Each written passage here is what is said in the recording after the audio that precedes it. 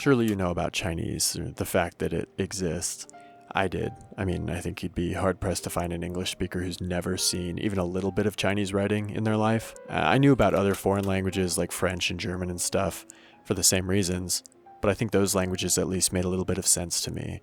They used an alphabet. I could recognize some of the words in foreign languages because they sounded like words in English. Chinese, though, was entirely alien to me, and I didn't even really notice. I never gave it a shot. I just knew it was different, too different to even learn about, really. Until I started learning Chinese, I never really considered how little I knew about the biggest natively spoken language on the entire planet. I heard this myth growing up that Chinese is the hardest language to learn, and the fact of the matter is, there is no hardest language. All the lists on the internet can't seem to agree. All languages are complex, and for English speakers, yes, some are easier to learn than others, but depending on who you are, Russian or Japanese are arguably more complex. Once you break down and demystify the way Chinese works, you'll find a very eloquent, succinct, and poetic language, one that's maybe not that different from our own after all. There are many misconceptions about Chinese that I've seen, but I feel like most of them are misconceptions that the average English speaker doesn't know or care about. I saw a lot of articles that mentioned a myth that Chinese has no grammar, and while I don't doubt that this is a misconception people have of the language, I don't think an English speaker on the street knows anything about Chinese grammar at all, except that they might assume it's challenging. But English grammar is challenging for a lot of English speakers, so who cares? Misconception number 1. Chinese is a language spoken in China. The truth is, Chinese is a group of languages and dialects that share a common writing system. For the purposes of this video, I'll only be talking about Putonghua, Mandarin, which is the most widely spoken Chinese dialect. Misconception number 2. Chinese characters are pictures. Chinese characters are derived from older, more hieroglyphic writing that has been simplified over thousands of years. So while it's true that the character for tree, mu, looks like a tree, and the character for mouth, kou, sort of looks like a mouth, the same can't be said for most of the characters in Chinese. Although being able to recognize these most basic pictographic depictions, radicals as they're called, and what they mean can help you infer a character's meaning, and sometimes even pronunciation. Misconception number 3. The Chinese alphabet is huge, and every word has its own symbol that you must memorize. 1. Chinese doesn't have an alphabet, and 2. Most words in Chinese are made up of at least 2 characters or more, in the same way most English words are made up of at least 2 syllables or more. There are still plenty of words that are just 1 character, kind of how there are a lot of words in English that are just 1 syllable, but that's exactly it. Chinese characters aren't words, they're syllables, and these syllables represent morphemes. Morphemes can be thought of as roots, kind of like our own Greek and Latin roots in English. In the English word autobiography, the root auto means self, the root bio means life, and the root graph means to write. Combine them together and you could very literally say that the word is just self-life writing, and that's kind of what it is. We see these roots in other words too, of course, like autonomy, being able to do it yourself, biology, the study of life, or graphite, the shit we used to write with. In Chinese, the word for autobiography is zizhuan. Zi means self, and zhuan means to transmit or pass along. So we can think of an autobiography as passing along oneself. After we see these characters not as individual words, but as concepts that you can combine into words, just like we do in English, the mystery of the language breaks down a lot. Another example, the word library, where liber means book and area, or in Latin area, means place of. So the library literally means the place of books. In Chinese, the word for library is tu shu guan.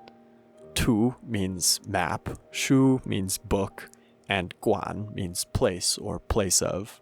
So the word literally means the place of books and maps.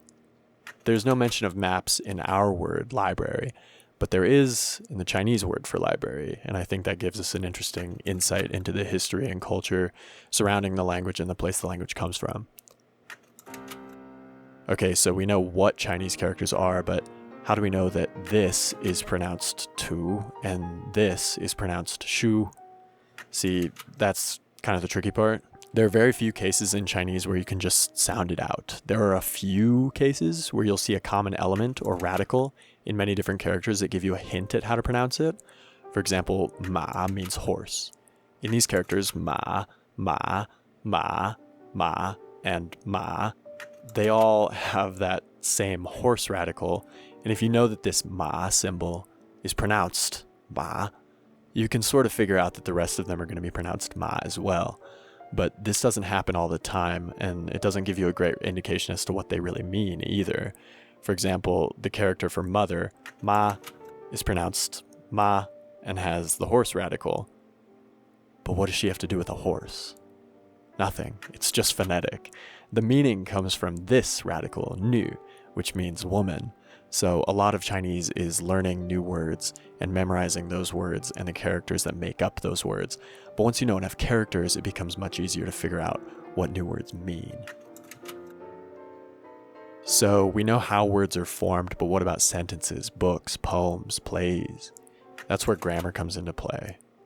I don't think many people have any conception at all about Chinese grammar, but grammar in Chinese is actually quite simple and sometimes pretty comparable to English grammar. In a sentence, you need a subject, a verb, and an object, and different languages will put these in different orders. In English, we say that the subject does something, a verb, to an object. So, I throw the ball.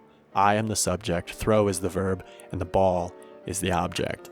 Chinese uses this exact same grammar pattern, like in 我丢球, where 我, meaning I, is the subject, 丢, the verb, means throw, and 球, the ball, is the object. Better yet, there's no verb conjugations in Chinese. In English, I am, you are, it is, and it means that they all mean to be. In Chinese, you don't have to change how you say a word based on who you're talking about, or the tense, or the plurality of the subject, or where in the sentence you're talking about that thing. And I think that's really elegant. Now, Chinese grammar, like all grammar, is still just a bunch of rules, and especially as you form more and more complex sentences, the way you add extra information to your sentences gets a little more complex. But in a Chinese class, you basically get all the grammar you need very early on, and most everything beyond that is just learning vocabulary and ingraining new characters into your brain. I tried to stay away from tones in this video, but it seems incomplete for them to go unmentioned. Chinese is a tonal language, which means that the tone of your voice changes the actual meaning of the word. To go back to our example, ma means horse, but ma means mother. In ma, your voice dips down, and in ma, your voice stays at the same pitch. And that can be kind of tough, but there are a lot of homophones in Chinese, words that sound the same, and tones help differentiate them from one another. That's why if you ever see Chinese written out in the Latin alphabet, or pinyin as it's called, you'll see these little markers above some of the letters. So in this sentence, 你叫什么名字? These markers indicate the tones, and you just have to let your voice follow your eyes as you read. I hope that this video was interesting, and if you've never once considered how Chinese works, I hope you took something away from it. I said earlier that it's not so different from English, really, and I want to clarify that it is different. But you break it down far enough and you start to notice that basically all languages are serving the same purpose and have the same core elements. We're all just tying simple concepts together into larger and more specific chunks until we can get across what we're trying to say. And I think that's really cool. Thank you for watching.